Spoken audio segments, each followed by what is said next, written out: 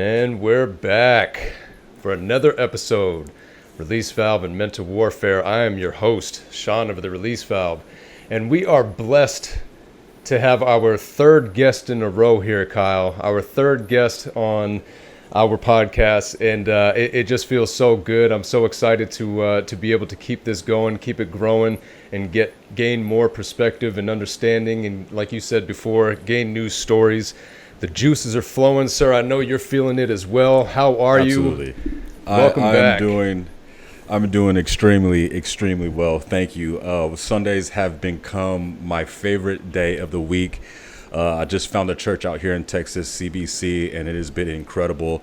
The energy that is within the house of God is incredible, and so I'm surging. I'm surging, and it's all a part of this process. And we talked about, the enemy, the attacks, and how we're all built and made for something great, whether you believe it or not. And so we are blessed here to have Chris Quilliam.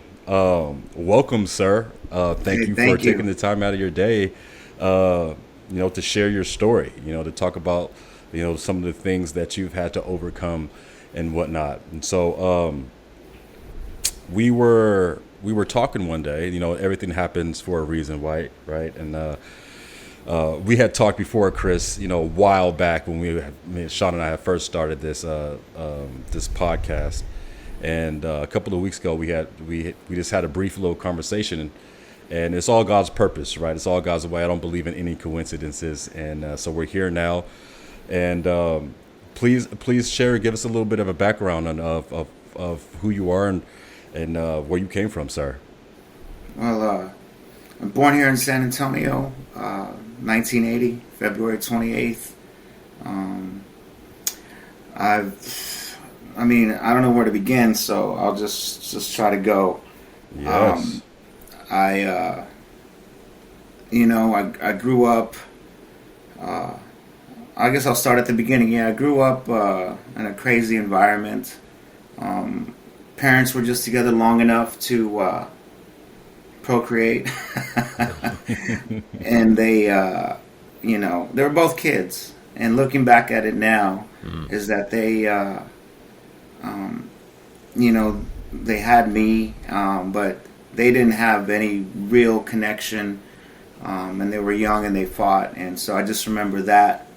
As a very, very young child, seeing them fight over me or about things related to me.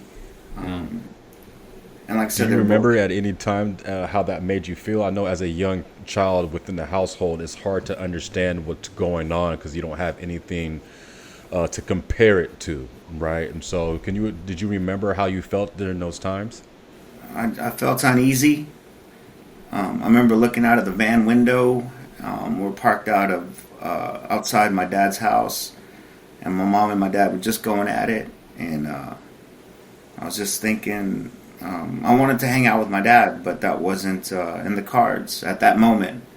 And so my mom, just got in the van and drove away. And I just, it's like one of those memories that's like a short video, where you can just kind of see the house getting smaller as you drive away, which is crazy. But, and it was probably like 3 or 4, but I remember that. And Absolutely. Just knowing that there was a strife there, and I couldn't understand it, like what 4, 5, 6-year-old kid could understand the nuances of a relationship. But just looking back and being like, well, I just want to hang out with my, like that very simplistic, I just want to hang out with my dad. Yeah. And my mom's like, no, he's a dangerous person, and there's all these there's all these reasons why not to, and and then she was still trying to find her way, and she ended up just struggled with finding somewhere to live and things like that and take care of me. Looking back at it, I held a lot of resentment towards her, but I learned to let that go because she was 18, 19, 20, just trying to do the best she can. Mm-hmm. And I ended up living with my padrinos, my godparents, while she tried to figure out her way. So How early was on, that? it was like bouncing around. Man, they were good people. And I'm still close with them. That's my aunt and my uncle. And I'm still close with them relatively. And they still see me as their surrogate kid, even though it was like a small window that I lived with them. But it was from very early on, I was learning how to adapt outside of a traditional family structure. Right. You know, because knowing that that's my cousin, that's not my brother. That's my cousin, that's not my sister. And my aunt and uncle aren't my parents, but they're very parental authority figures. And adapting, I think that was one of the first survival mechanisms I ever acquired in life, was adapting Yeah. to environments that I know weren't, like I said, within that traditional construct that I guess growing up you see other people leaving their house and that's their mom and their dad. You know, going to play until the lights came on and then going back home and, you know, just kind of felt like I was looking through the window at somebody's, you know, looking from the outside in like, oh, that's the perfect life. Yeah. Right. And so I can imagine, I don't have that particular experience, but I do understand that our parents, I mean, it's the way God made it though, right? You can have a foster parent or somebody else that's going to be a guardian, but that's never going to fill the void, or it's not going to it can never replace what is natural, right? Your parents. And I can imagine that's where the warfare starts, right? You feeling like, well, why me? Everyone in the house has parents, you know, and I'm going through this myself. And so I can imagine there being some type of strife in your heart with what was going on. Can you recall? I mean, thank God I was a kid, and kids are so malleable, you know? Right. And I think I was able to just kind of, I was so happy-go-lucky. I mean, I still am to some degree, despite some of the stuff I'll probably share here later. But I just kind of lived and loved life. I mean, I was a little brat, you know, I'd get in trouble and do things, but I wasn't like A bad kid. not yet. I wasn't a bad kid, not yet. Not at that age. Right. Now, when you were going, you know, you're at a young age, you say you're at like 3 or 4 years old, and you're witnessing your parents have these issues and stuff. Did you have a sense or an understanding, even though obviously not to the full degree, but did you have a sense that it did have something to do with you, that you were kind of in the middle of that? Oh yeah, definitely. Like there was some lingering of what I can identify now as guilt or shame. You know, those two are definitely distinct, but also intertwined. When those So you felt like you were responsible for why your parents were fighting, or the situation that your parents were in? yeah, I definitely felt like, because I knew the topic was of or about me, and that their relationship probably wouldn't continue if it wasn't for me. Right. Well, they probably would have just parted ways, and you know, relationships and how many boyfriend, girlfriends at 18, 19, 20 that I know that I just was like, oh, we're gonna be dating for years, and 2 weeks later, like, done. Right, You know? Yeah. And I think that's similar, except in this case, there was something that connected them. Yeah. And I'm sure because they were kids, there was a resentment, maybe not directly towards me, but towards that fact. Yeah. Right. So, And that's tough, especially, you know, and it sounds like you've spent a good amount of time assessing the situation on as many ends and as many fronts as you can. Just hearing the way you talk about it, you know, hindsight type of thing, being able to go back and look at things and have a better understanding of it. Again, looking at that and thinking of, you know, 18, 19, 20-year-old, and thinking of when I was that age, and inserting a child into that situation, like, and man, and like you had said, you know, the relationships that ultimately that come and go, ultimately go, right, and the world enders that you feel when they do go, or the major relief that you feel when they go. But again, thinking back at that age and how I handled situations, or how others that were involved handled those situations, and with no child involved, that's a wild thing to think about at that age, man. You know, your baby's still at that age. Yeah, I mean that's heavy for you to say that. That's really important for you to say that, Sean, because our brains don't fully develop at 25 anyways, right? Being For at males, that 18, 19, right? or 20 years old, you're still living at home. Experience is everything. Experience is knowledge. You don't have the knowledge or experience to understand anything that's going on into the world until you get out into the world and do it. Right. So, I mean, And that's the age where it starts, when you first Exactly. get out there and start doing Right. things. So to have it Feeling all like- come in yeah, right then I'm and on there, my own. man. I can make my own decisions now, depending on the type of household you lived in. Like I'm free or I'm not. Right. You know what I mean? Like Right. so.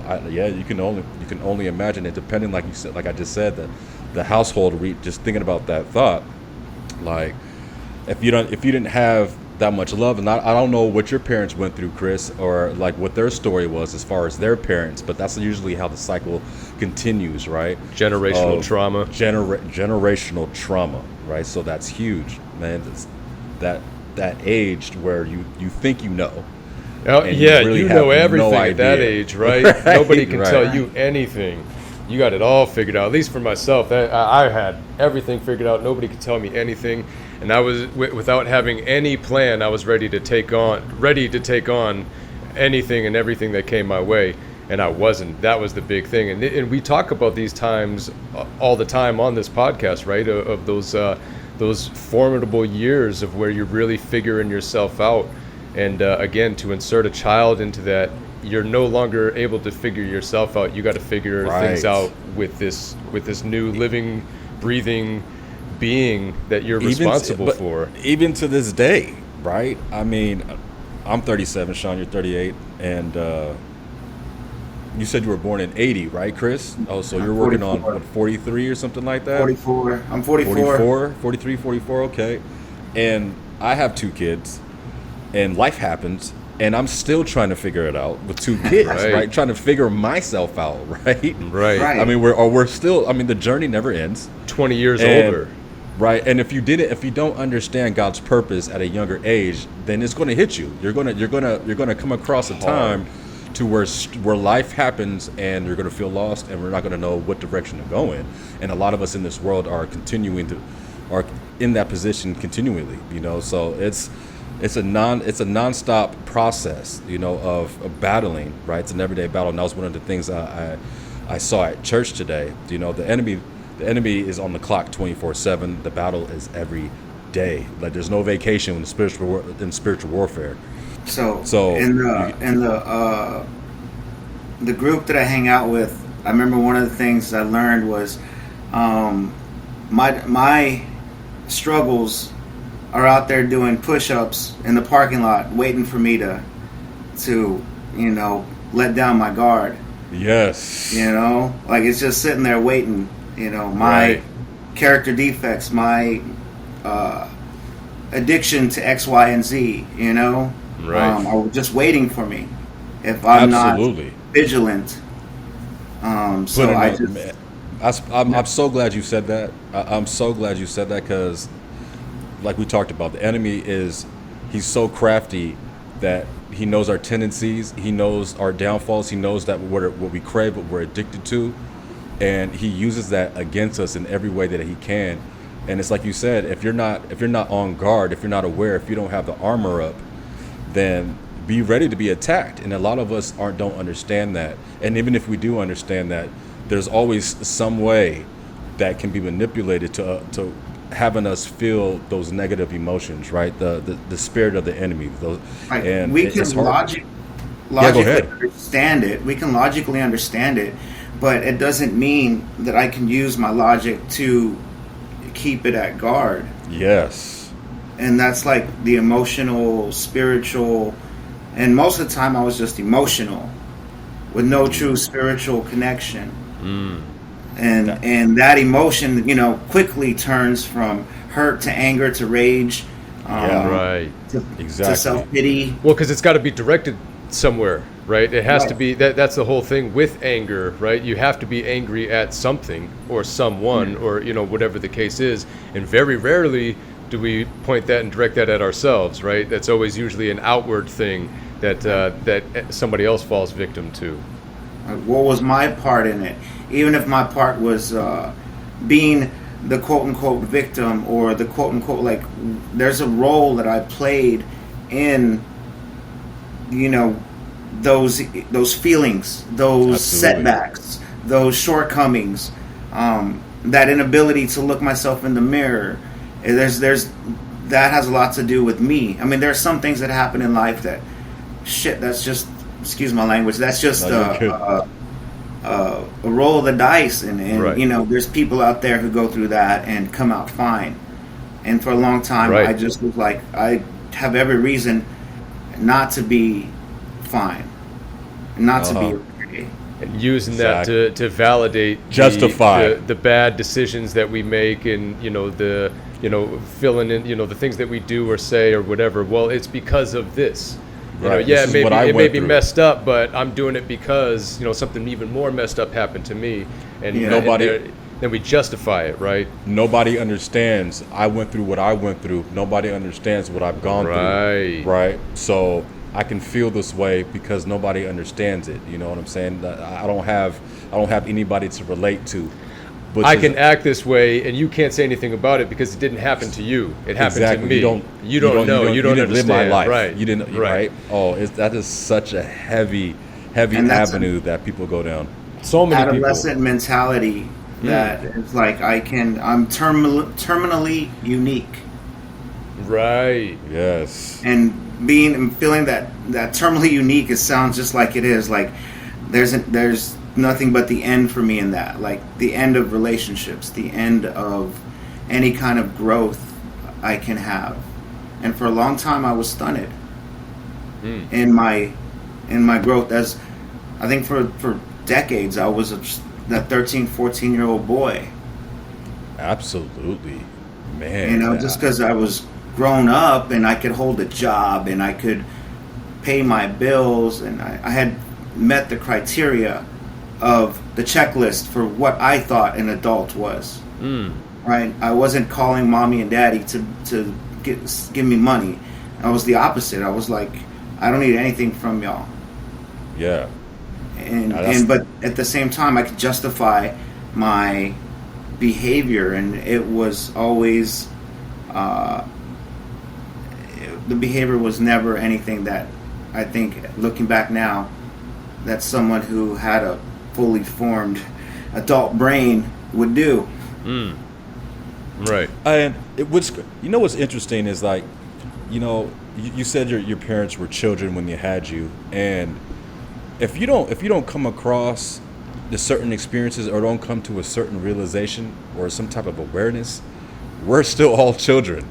Oh, yeah. Even at age, set aside the fact, right, mentally, right. I was talking to my wife some time back about this, and it's so crazy. As you get older, it's just time. You get older, but you're still a child of somebody, right? It's just age that's passed on, you know what I mean? And there are so many people that are at age 40, 50, 60 and conduct themselves in a way that I would feel like, well, man, you're this age, you're 50 years old, and you're still acting like this. You know what I mean? So it's Right. really about coming to that awareness that, okay, for exactly what we're talking about, what situation that you're in. Are you taking blame for what's going on? Like, everyone's upbringing is different, so like it all starts in the mind of what you understand, what you believe in, and how you feel about things, right? And so I feel like age is just a number in a lot of facets of the word. And like I said, if you don't come to a realization or some type of awareness of what's going on in your life, then you're going to continue to be stuck there, right? Because a lot of us are stuck there. A lot of us go our whole lives without fulfilling our purpose. 100%. And so, what is it? What does it mean to be an adult? I need to ask myself the question. I'm still trying to figure that one out. Still Because trying to I don't figure it feel out, like right? an adult. Like, I still Right. feel like I shouldn't be the one that's responsible for all the things that I'm responsible for. But I definitely, for me, from what I've learned from my mentor and people that, took me under their wing, that just a couple of things and there's more, but these are the couple that come into my head right now. It's just being honest with myself, being honest, being true to other people. Like if I say I'm going to do something, do it, even if I don't want to do it. Yeah. And I generally sleep well at night. You know, awesome. if I can go to sleep, not sitting up thinking, you know, what I did wrong or how I could have handled the situation better. I mean, I'm not perfect. I'm going to make mistakes, but if I do everything with,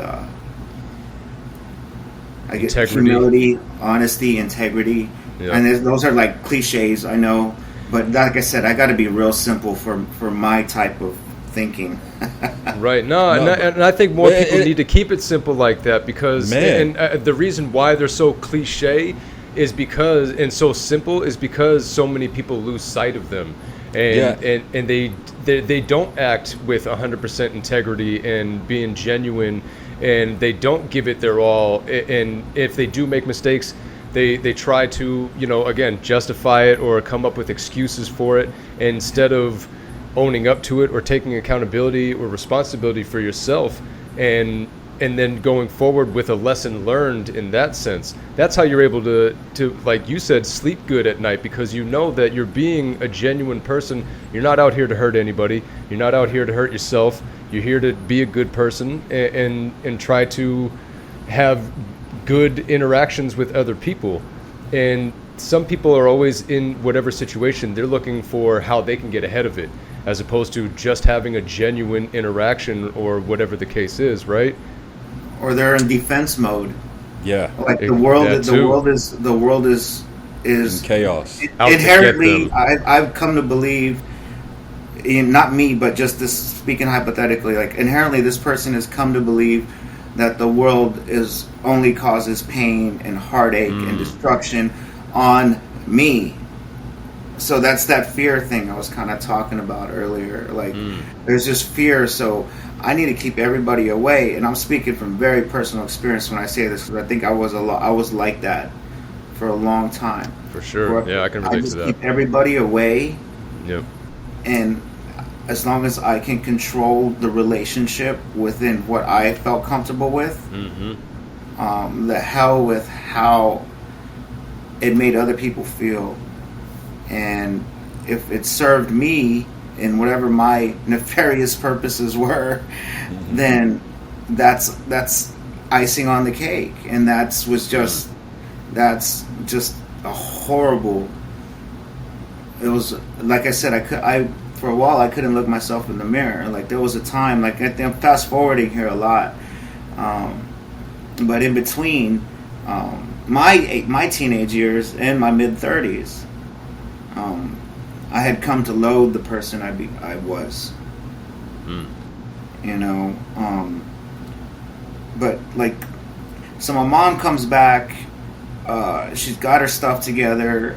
She picks me up from my godparents' house, and she's got a new husband.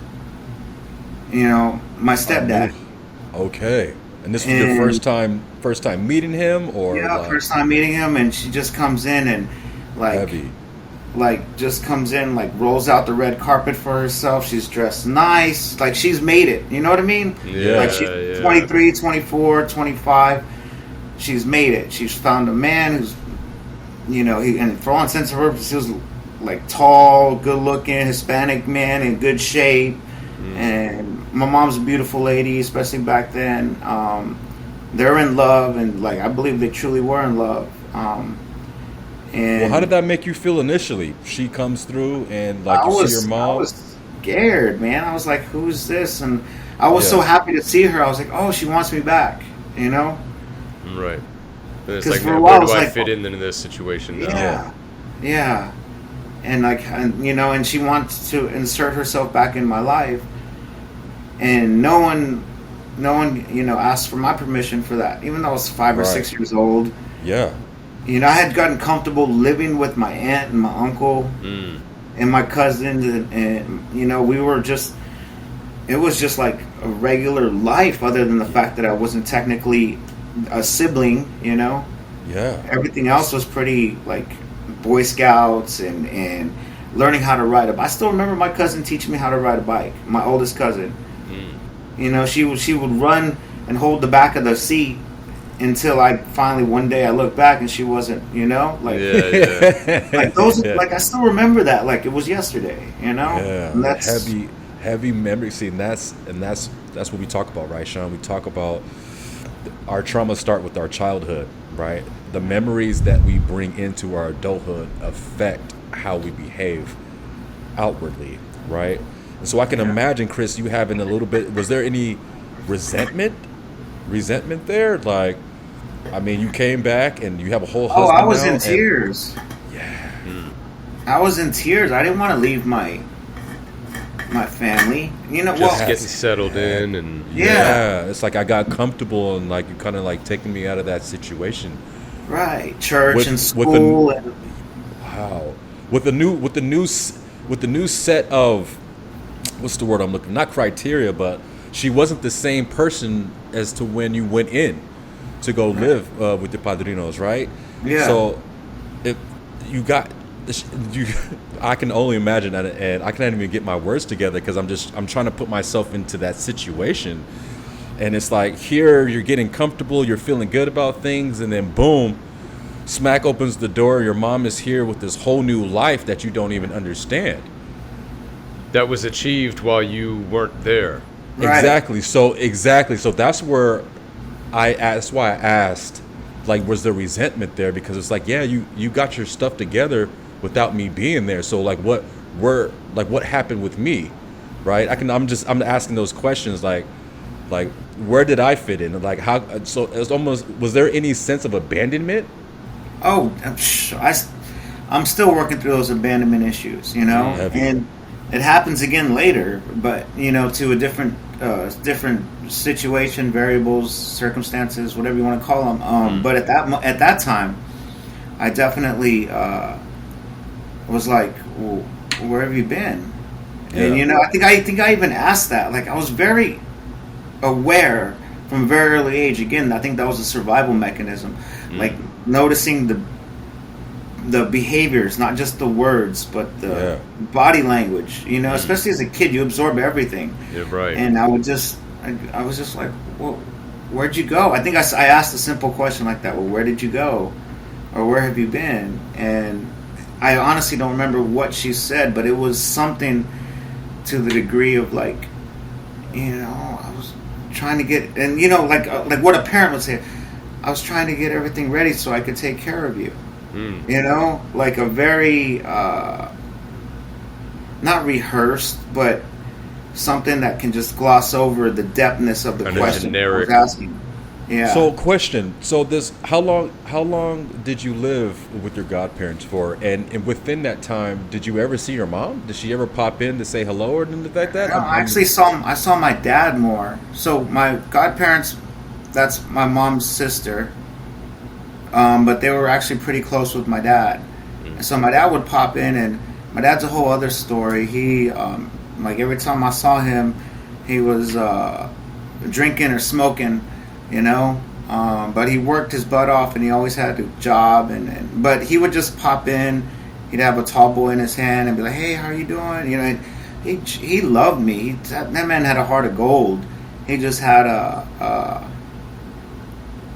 he was an alcoholic. You know? Demons that he was dealing with, like all of us are. So he would come in, but him was like once a month, twice a month, and so those couple years that I was living with my godparents, I didn't see my mom once. Wow. You know, and then that's where the shock comes in. Because Yeah. I feel like had she popped in every now and then, I feel like you would have been able to grow with her in some sense in some sense of the word, and you would have felt a part of that growth. It's probably subconsciously because you weren't a part of that growth. It's like that's where that feeling of abandonment and resentment comes in. And she wasn't a part of that growth either, right? She wasn't a part of his growth. Right. So then to receive this child, I mean, it's not even the same kid that you dropped off, right? This is a whole new kid, and you weren't there for a part of all of that development. So trying to figure out how to parent that kid is like I mean, I would imagine is probably trying to figure out how to parent somebody else's kid. Step kid. I was just going to say that. Yeah, right. And I don't have any experience with that. I mean, you guys do, but I can imagine it being very relatable in that sense. Yeah, because it's like I have a routine now. Like there's structure. There's certain rules that I abide by. There's certain ways that I move. I move this way. This is how things operate, and those are things now she has to learn about you. And it's like now you don't really know me. So the relationship is almost like starting off at ground zero with a little bit of resentment there, actually. So you're almost in the negatives. And she definitely tried to compensate with, I remember having He-Man Skeletor Castle with all of the nooks and crannies, man, the bells and whistles, the set, and the room looked like it came out of a catalog that I moved into. Right. I had Transformer sheets and all the typical 80s boy stuff that you can think of. He-Man, I guess I was big into He-Man when I was a kid. Right. Yeah, I was too. Masters of the Universe was I was big on that. But so how were you receiving these things? Were you like, hey, this is awesome, I love it, or were you kind of seeing through the facade of it and kind of getting an understanding that it didn't really that you saw that there was an overcompensation? Like this isn't helping the way that I feel. This isn't what I need. Like I said, I think I've always been happy-go-lucky, and I was just I was just so happy that my mom was back in my life. And that room, that's like when you're a kid, that's like the you imagine having a place like that. I had my own room instead of bunking with my cousin, and I love my cousin. Like, we were super close, especially as little kids. But I was her first child. I'm the oldest, so I had that this is my area. I'm kind of selfish in that. So I'm like the oldest. Like, I'm used to I'm almost like an only child. Right. Like, I'm used to having my own everything. My own space. These are my toys. Yeah. So I didn't really see right through it. I was really giving it the most open-minded effort, for sure. This is going to be awesome. Yeah. I can start my new life after getting over the initial shock. Yes. That's awesome. That's awesome. So how does life proceed after that? So I start elementary school. School's always been easy for me. So I just remember, I'd say I taught myself how to read, but I would just come home and study the stuff they told me. In my first grade, I was reading no problem. And I've always been a nerd reader. And so everything was just, and then it turns out, my stepdad had some anger issues, and I'd see a lot of abuse at home. And I remember confronting him one time, and he just was like, and I was like 7. I was like, quit. I said something like, quit hitting my mom. I would just remember there was this brass giraffe that was on the coffee table. It was just a decoration. Mm-hmm. And I think he was hitting her with it. And I just remember I was like, what are you doing? He's like, go back to your room. And I went back to my room. But and I know that's the first I really speak of him, but there's nothing's ever 100% black or white, at least in my mind. Yeah, 100%. He did the best he could to raise me. He showed me how to work on cars. He played catch with me. He took me to the arcade. He told me how to play pool. All the classic male stuff. Right. He just every once in a while beat the shit out of my mom. Dang. And was alcohol involved with that, or would he be sober, or any kind of? So he was. I just think there might have been alcohol and drugs involved, but I think he was just inherently just had that rage. Yeah. That from his upbringing, he went to Vietnam War, he went to served a couple tours over there. He went to prison 2 or 3 times. He had jailhouse tats on his legs and Just a on his hardened feet. dude. Yeah, he was just. But as he got older, and as I grew, like he softened up. That was after like 7, 8, 9. I don't think he laid a finger on my mom. 7, 8, 9 years old for me. But I do remember that. I think after that, you know, he would just get mad at her. But like, I guess unless I just blocked that out, I don't remember him escalating. And don't get me wrong, he whooped my butt, you know, for behaviors like getting in trouble at school or lying, or you know, because I would lie. I would try to always find the easiest way out of a situation. I was a really good storyteller, you know. Yeah, right. You know, and then it would always, and then like the truth always comes out, right? It doesn't. It might not be there. It might be a year from now, 5 years from now, but it always comes out, and it's always much worse than what it would have been if it would have just come out right from there. So, you know, we ended up getting real close, you know, like because my dad wasn't. My mom would not let my dad come around. Like my dad just kind of like threw himself a pity party, like, you know, sucking down some drinks and like, oh well, he's being taken care of. That's okay. I love him, but I can only love him from afar. He sent, to his credit, he always sent like, what is it, welfare check, or not welfare checks, but checks to my mom every month to help pay Child support. for his child support. But then my stepfather got sick.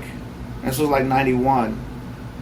And like he's been sick, missing a lot of work. He was a construction worker.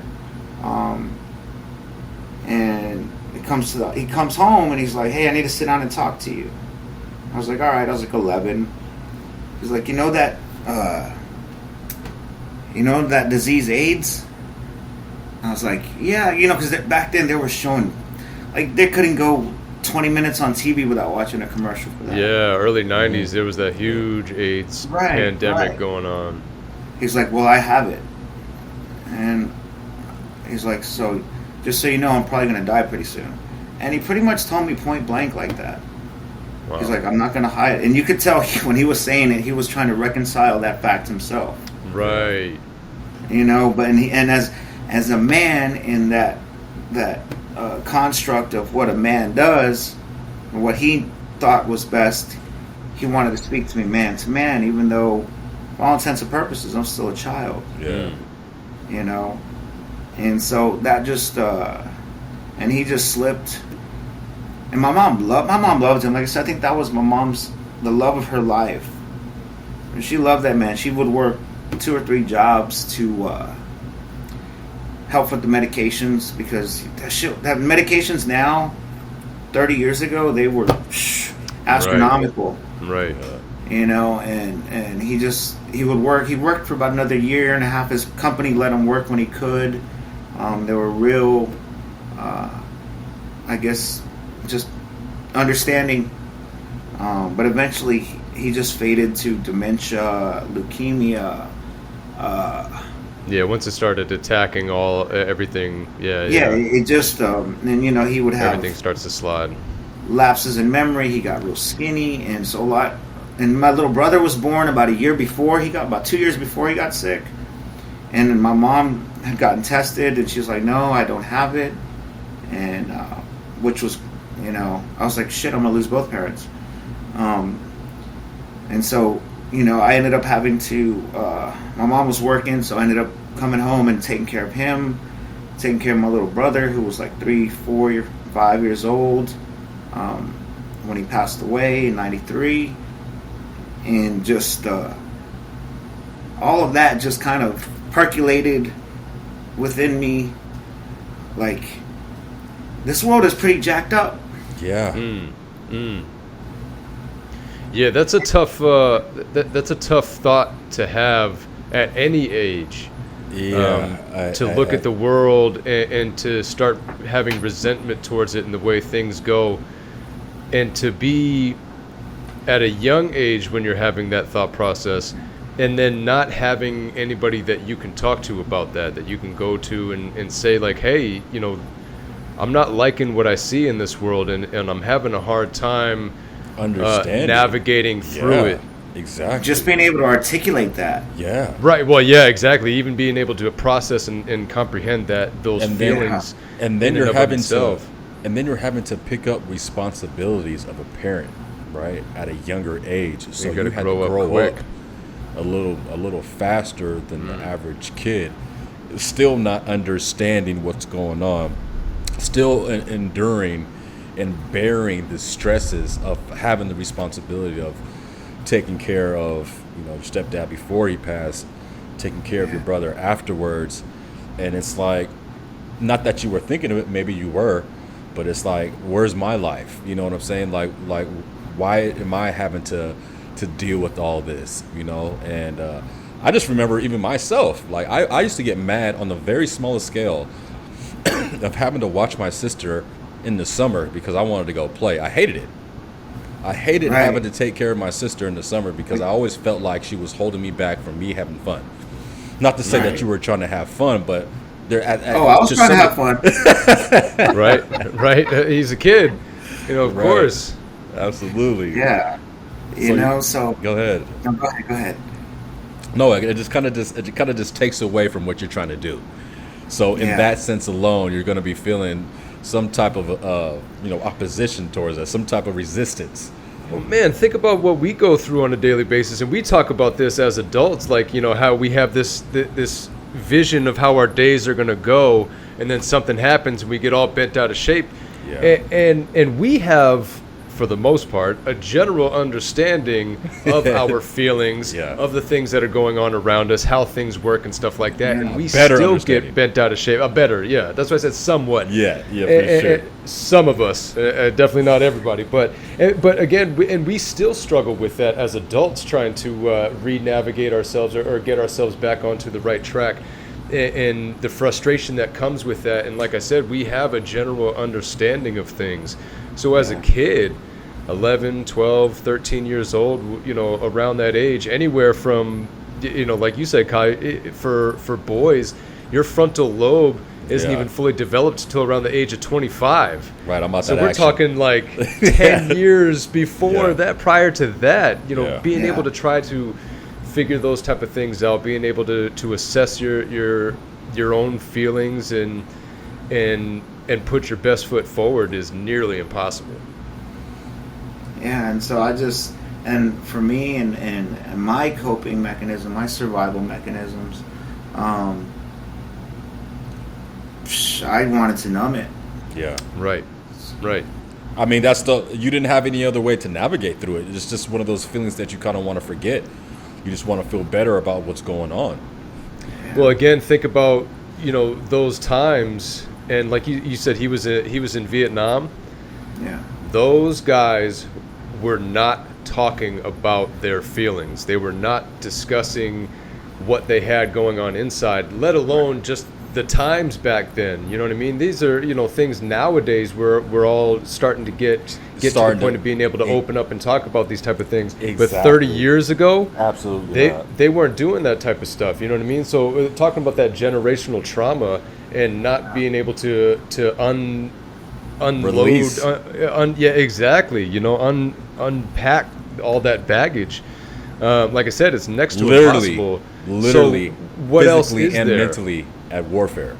The warfare. Right, literally. exactly. So what else is there? Obviously, as soon as you come across anything that takes away those thoughts or those feelings, you're gonna be drawn to that like a magnet. You know what I mean? You're gonna get pulled in that direction because that's all that you know. You haven't experienced any other way of being able to work through these things and get past it. All you know is, like you were saying, Chris, this numbs it, and I don't feel the way that I feel, or I'm not thinking the way that I normally think when I have, insert X, Y, or Z, right? Right. And so it's funny, my next door neighbor, and we lived out in the boonies. We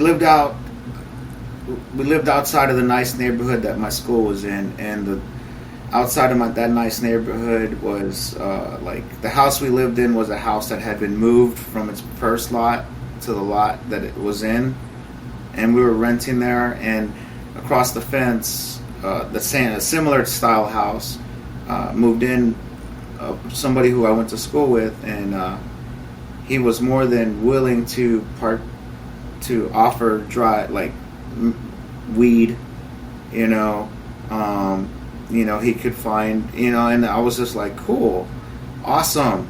Like, this sounds sacrilege, but God sent me this kid, and I had a smoking buddy. I had somewhere I could go away from the slowly perishing stepdad and my little brother, or he could come over, and everything was still as it was, but I could be sitting on the front porch and escape and go back inside and just be numb to it all, or at least less. It didn't bother me as much. Right. And then he passed away December 26th of 93. So I hated Christmas for a long time, Right, because that whole time period would bring you back and remind you of losing him, right? Yeah, and so it was like, and so that whole disconnect with God was definitely like, okay, like day after Jesus' birthday kind of thing. So, and I was a kid, 13, 14, well, 13. That's a deep thought 14. To have at that age. Yeah. Deep feeling. And so I just unleashed on the world, and my mom couldn't handle me. So she just sent me to live with different aunts and uncles. And then she remarried a year and a half later, with her current husband. Good guy, but I hated him at the time. Right. It could have been, Superman. It wouldn't have mattered. Right. Yeah. Exactly. So I was like, I'm not doing this again. I'm not moving into another. Right. Look what happened last time. Yeah. So I went and moved in with my biological dad, Victor. I'm a junior. I go by Chris, but my first name is Victor. Okay. And lived with them, and I ran away. And my mom, about a week later, was like, "Hey, I'm living with my dad," and she seemed like, "Okay, I'm done fighting this fight." She's going through her own trauma. She just lost her husband. I'm providing additional trauma in that sense. Making it harder, yeah. Yeah, and she disconnected a lot of things. Like, he was going to give me his '66 Mustang that we had been working on. She sold it. Wow. So then you must have had a lot of resentment with that too, with her wanting to go in the other direction, and kind of dropping everything that had to do with that and see you later type of thing, including you, right? Right. So again, it was like just like, let's chop off the limb that's gone gangrene kind of thing. Maybe that's probably a little hyperbole, but that's the only analogy I can right now. So she was like, okay, you're gonna live with your dad, you're gonna see how it is. And he did the best he could, but he had never had a kid. Yeah, right. He went that entire time without having one, right? Or at least not raising you. And then here comes this troubled teenager with more issues than a lot of baggage. An experienced parent would have trouble with. Yeah. Right. Not let alone a 30-something-year-old teenage man-child. Right, Yeah. right. Who had kind of just been floating between living with his mom and his sister. And he did marry again, but that didn't last long. But before and after that, he was just kind of couch surfing at my grandma's house, his mom, or his sister, and there's there's such a history of codependence on that side of the family. Like they couldn't, my grandma would call me and be like, "Have you seen your dad?" Because my dad would run off to bars and just kind of go to bars where he knew nobody would know where he was. Disappear. So my grandma would be like, and my aunt would call me, and I'm like, "Oh, hey, how are you doing?" Like I was just kind of a conduit into maybe he knows where. But right. Speaking on him, like he just passed away recently. I'm sorry to hear that. And he was a good dude. He had a good heart. Like he continued that whole mindset of a man. He's like, I'm gonna teach him how to work on the car, and he could articulate his feelings more as far as advice with relationships. It's like, why are you treating that girl so shitty? And I'm like, well, I mean, I didn't know any other way how to treat a girl, Yeah, right. Or a relationship. And he'd be like, he would say it in a heartfelt way. It's like, you're being selfish. Or he wouldn't say you're being selfish. He'd say, did you think about this? Did you think about that? Or, why didn't you things, because I was, for the most part, selfish. Yeah. Just to try to, like I said earlier, keep everybody away. But, he lost his battle with, he just fell over and died. And we're just finding out we're going to find out on Monday, hopefully, what the cause of death was. Wow. That's so wow. How old was he? 66. 66. My condolences to you and your family. That's rough. So no, sorry, go ahead. Sorry, go ahead. No, I'm sorry. Go ahead. I cut you off. No, I already lost it. So go ahead. I was sitting here and something. No worries. Yeah, no, my condolences to you. I lost my mom. Interesting age, at 66 a few years ago. So some type of some connection there. But moving back, so you're in high school. You move in with your dad, and how was life like at that point? Like, where are you at? Like, there was no structure. I'm living with my aunt and my dad because, like I said, my dad lived with my aunt. Okay. So I'm living with them in their upstairs apartment with like 15 cats. I was just going to ask, what was your space like? Was there space for you there, or was there was I would sleep. It was a 2-bedroom, but it was a big living room. So a lot of times he would fall asleep on the floor in front of the TV. So I got the bed most of the time. Like that wasn't, he was a pretty, like, I guess, whatever issues he had, he was pretty chill about everything. There was no structure, so I could bring girls over, friends over, partake in certain illegal substances, and right. As a 14, 15, 16-year-old, 17. That's the dream at that age, right? If you're living that type of life, that's the dream, to be able to go to your own place and do the things, bring whoever you want on over. Nah, cool, it's all it's all good. Come over here and chill. Yeah, it's all good. Yeah. Right. This is a party pad. That's dangerous, man. Yeah. But I didn't drop out. I still went to school, but I just went. Like I said, school was always easy for me. I could go in there. I could miss a week and then without skipping a beat. Pass the test or pass the, right. So that wasn't right. It was no factor. It wasn't a hindrance for you. Right. It was easy. So it's not like what I'm doing is affecting my schoolwork, so I'm good. Don't fix what ain't broken, right? Right. If anything, it reaffirmed the fact that I had convinced myself to believe that I was an adult.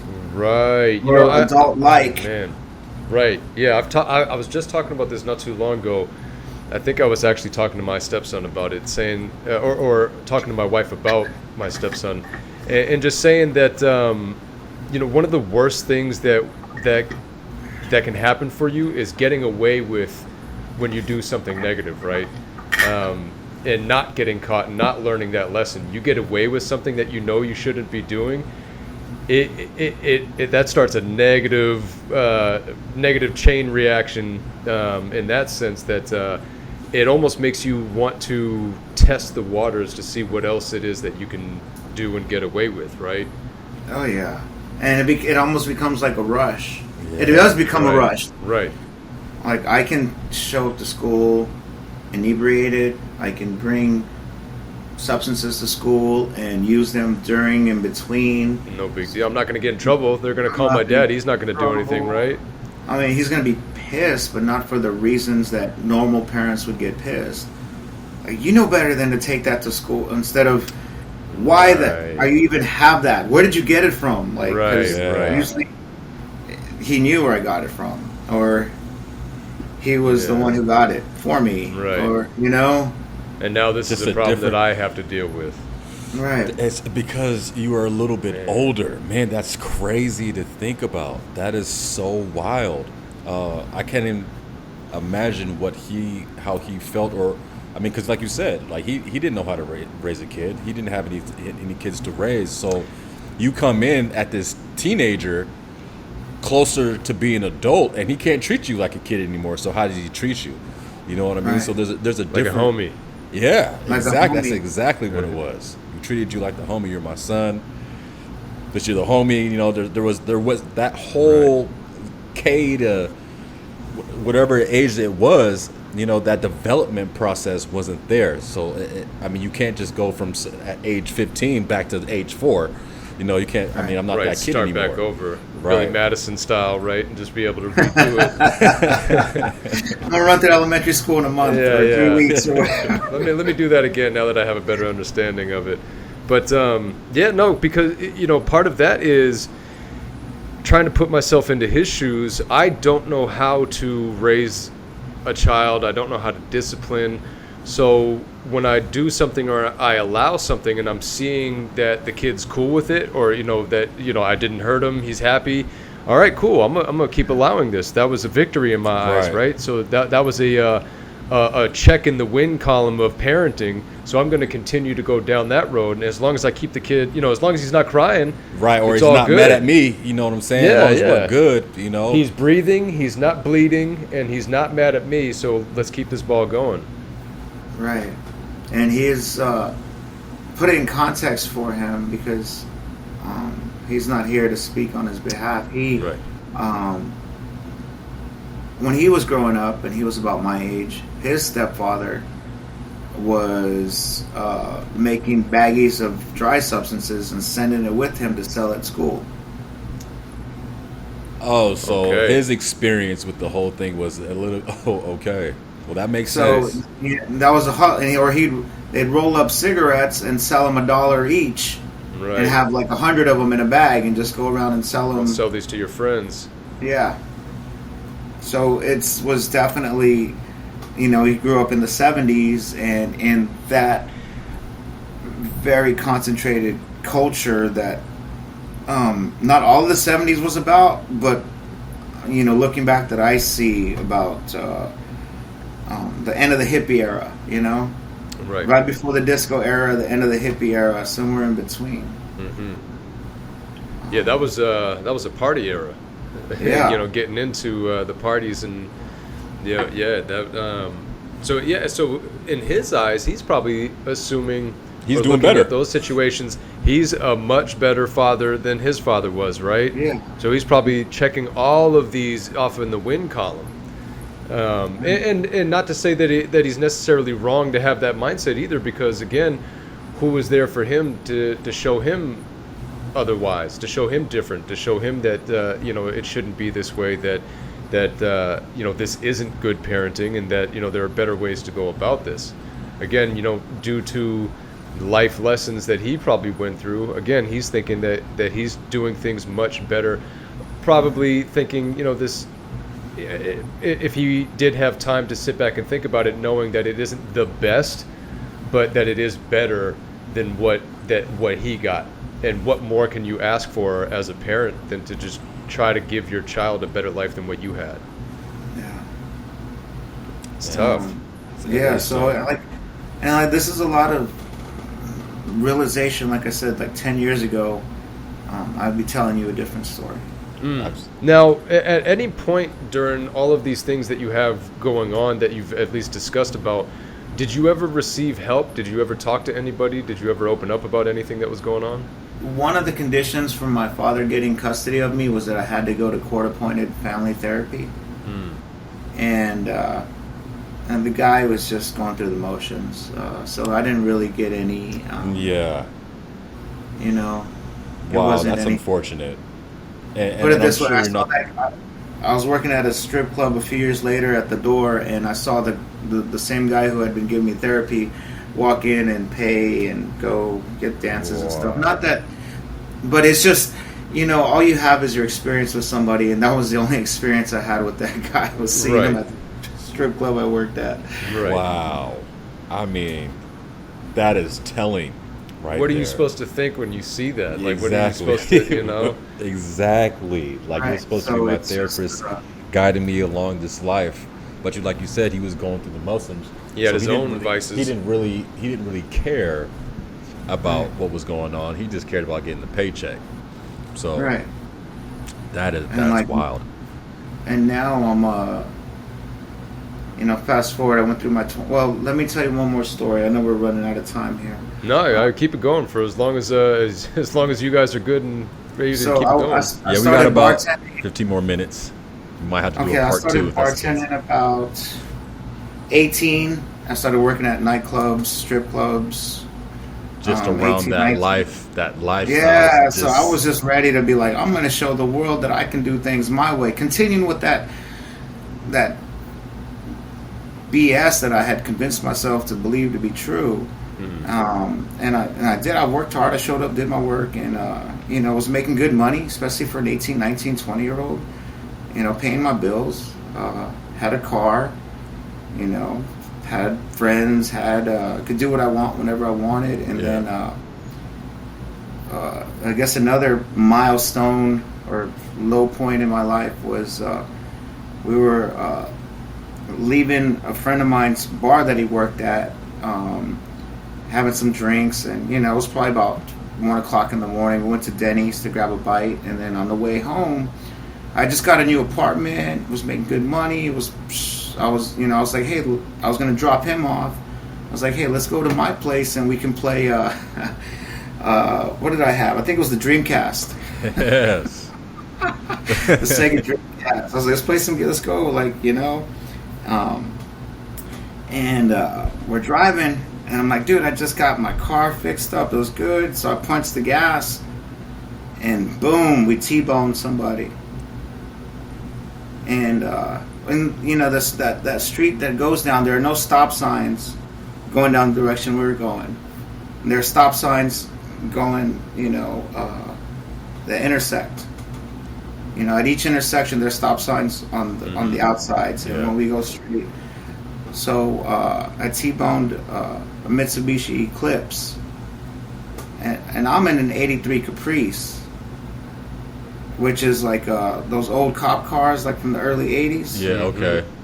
Mint condition, beautiful, and anyway, they died. So. And my buddy, thank God, he had his seatbelt on. I had my seatbelt on, but, I was pretty banged. We were both pretty banged up, but we were in a tank, and they weren't.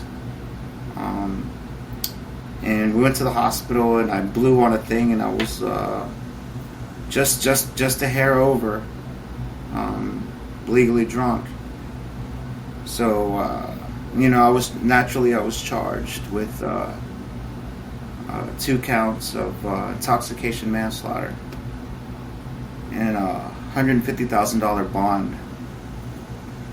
And so I sat in jail. My mom was like, okay, we gotta wait, we gotta get the money, and we gotta wait for them to reduce it. It's like everything that we're seeing here, it looks like, the only thing you did wrong was I had too much to drink, which is, I shouldn't have been drinking and driving, right? But I'm 22, 21, 22. And I remember seeing myself on the news. And then my cellmate, my cellie, he's like, dude, that was you? I just hid in my cell the whole time. They tried to make me come out, like the sheriffs or whatever. And I would come out, but some sheriffs, they just wouldn't care. They're just like, he's not bothering anybody. But there's always a hard ass. Yeah. And bring you out and, kind of like It's got a point to prove or something. Yeah, just, shame you or whatever. Or, I was shaming myself enough, plenty, trust me. Yeah, right. For sure. And it all, like, a year later, they were like these people, and they ran the stop sign, and apparently the vehicle wasn't registered to them. It was to somebody else who they didn't know. And they did have substances in their vehicle, and so all of these things, I got a DWI, but I spent about a month in jail while they sorted all that out. And it definitely be like, okay, he should learn from this, and I did learn from it. But I learned that that victim mentality is what I took away from that. Like, I just can't catch a break in this world. Mm-hmm. The heck with the fact that I lived, right? Right. Like, somehow I didn't die. Like, they could have T-boned me and it would have been on my side. Yeah. But that played itself out, and that was something that, like, I can talk about it now, but it was something that for years it was just like, it was, one of those reasons. A dark time. Sitting in that cell, I can still remember, like, I'm gonna be here 2 to 20. Each count. Like, I'm 22. Like, I'm 44 now. I think to myself that'd be 15, 20 years. And seeing all those people in there, and they put me with people in my age groups. They're a bunch of kids, right? A bunch of angry, petulant children, kind of like me. I guess that's where I needed to be at that time. And just seeing that, but also seeing the pain, the fear, the childlike uncertainty, and the lies they told themselves in order to justify whatever they had done. Right. And I was like, well, shit, I didn't do anything wrong. But again, I had a role to play in that too. Yeah. Like, I shouldn't have been, I should have been more responsible. And I wasn't. And so that part was something that, I just kind of 6 months later, after I figured out that, hey, I'm not going back to jail, I just jumped right back into that life. And all of that, I went back, like, I started back to college a week after I got out of jail. So I was in college, got out of jail. A week later, the semester started. So it was like July, what's today, the 21st? It was around this time in 2002. So it was probably like early July. Man, it was hot in those cells. Or it was really cold. It was either really hot or really cold. And I got out, like, I don't know, 28th or 29th of July. And then school at SAC started like on the 5th or the 6th. And I just went back. And I remember one of my professors was like, and he knew me, like, I'm one of those students that, you don't, I make myself known. I don't just hide in the back. Like, I'm going to ask questions, some of them are sued. Well, anyway, he was like, I saw you got in a wreck. I was like, how did you know that? Well, I read the newspaper. I was like, oh, are you okay? I was like, I think so. You're not okay. Right. Yeah. Man. I mean, a lot of us aren't okay. A lot of us aren't okay. And this is why we have this podcast, right? I mean, we go in our everyday lives and we ask people how you're doing, and they're going to give us the cliche answer of "I'm fine," right? I'm good. Not too bad. How you doing? Right. Yeah. I mean, it has real Just that surface quick. level, right? Yep. And it's moments like these that are incredibly important. All of us have so much history and so much of a story to tell. And I hate to we might have to do a part 2 We had to do. Oh, we definitely have to do a part two. Because I just feel like we're still in the beginning. Like I don't know. Yeah, the wheels just started moving. I feel like. Man, my wife has to get ready for work, but wow, incredible story, Chris. And again, thank you for coming on and sharing that. I know we have to do a part two. We have to do a part two because I have a few things that I can discuss and go over that are pretty relatable. Nothing to that degree. I don't want to leave anybody on some crazy cliffhanger, but you know, I definitely have a lot that I can touch on this, touch on that last story that you told there, because I came very close myself.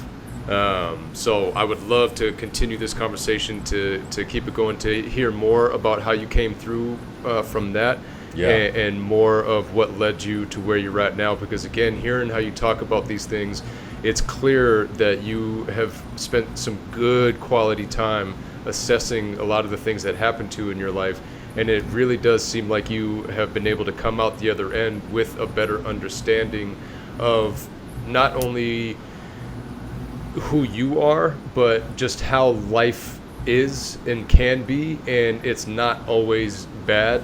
There are bad things that happen, some horrendous things that can happen, but there are a lot of good things that can happen too, and that those things definitely, if you are able to pay attention to them and receive them the way that you should, they by far outweigh all of the horrendous things that could possibly happen to us. And getting out of our own way and being able to be vulnerable and, like I said, allow those things to come into our lives, that's the only way to really get past all those bad things, right? Yeah. Just heard, there was two versions of the story that I heard today before we get off, and it's the buffalo and the cow story, right? Was it the Colorado? I've heard like horses and buffaloes or whatever the case is, but Buffalo in the storm. Yeah, the buffalo in the storm. Yep. The buffalo in the storm. The cows run away from the storm. The buffaloes run to it and through it. As long as you keep on running from it, it's just going to keep on chasing you. You're going to be stuck in the storm forever, right? And so you got to face it, and it's not easy. It takes courage, right? And you know, courage, I just learned today, is having that fear but doing it anyways. Right. I'm so glad you said that, man, because I was literally just thinking that I think a lot of people mistake the fact that just because somebody can have courage, that it doesn't mean that they're not afraid or that they don't have fear, when in fact they do have it, but they're able to just push forward regardless of that fear. I'm so glad you said that, man, because again, I think a lot of people look at somebody that is making it and assuming that they're not struggling as they make it, and that they're not going through anything to get to where they're at, and that's just not the case. Case is everybody is going through something. Everyone. In some way, shape, or form, right? And it's incredible. It's incredible to think that we live the life in the opposite fashion, right? The fact that everyone is going through something, and we're going through life as nothing is wrong. It's a huge problem. Right. That's that whole vulnerability thing. But again, Chris, thank you. We have to do the part two. We gotta come up with another time at your earliest convenience to get back on, because I still have some questions too that I want to ask. But we are out of time. All right. So people, thank you for listening. Dial in. Chris has an incredible story. Relate, connect, chime in. Let us know. Thank you, brother. Thank you, guys. Thank you. Until next time. Thanks, everybody.